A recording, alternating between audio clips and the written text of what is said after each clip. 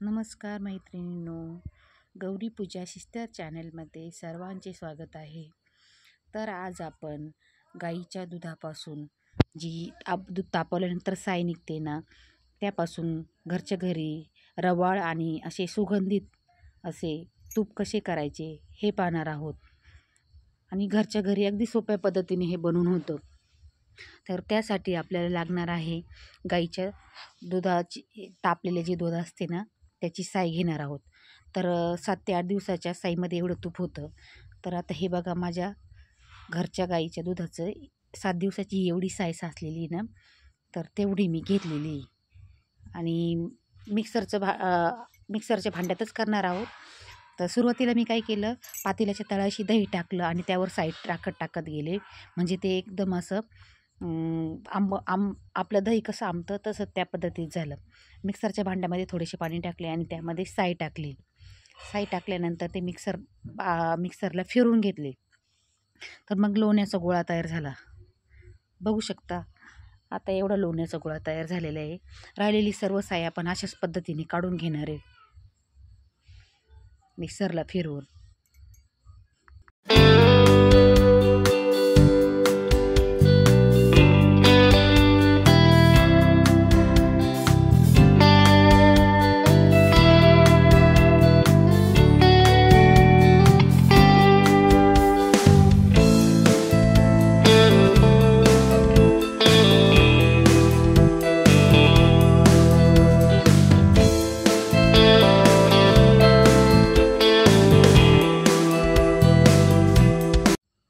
आता हा एवढा असा लोण्याचा गोळा तयार झालेला आहे.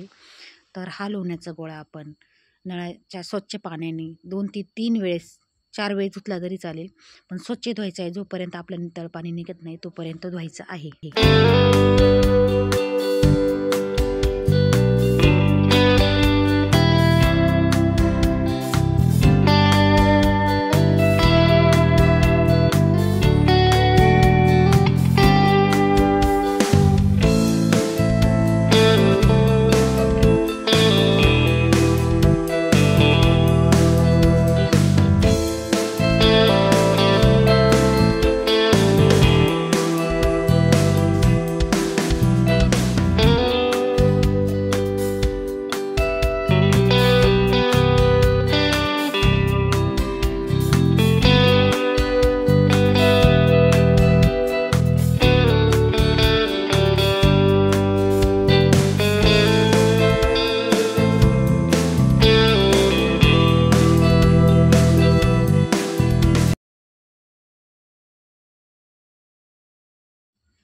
आता आपला लोण्याचा गोळा स्वच्छ धुवून झालेला आहे.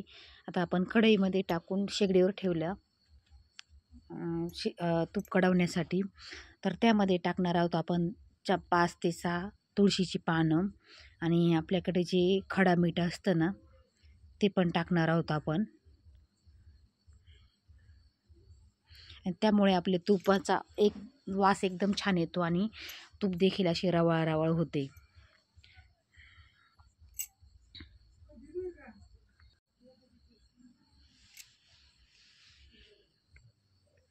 आपल्या लोण्याला आता भरपूर अशी उकळी आलेली आहे. उकळल्यानंतर बघू, आपली जी बेरी असते ना, त्याचा कलर थोडासा ब्राऊन झाल्यानंतर तूप होते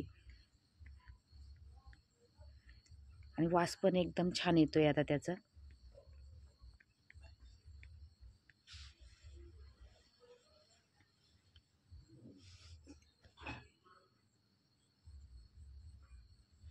आता हे तूप आहे ना, आपण गाळणीच्या साहाय्याने पातेल्यामध्ये गाळून घेणार आहे.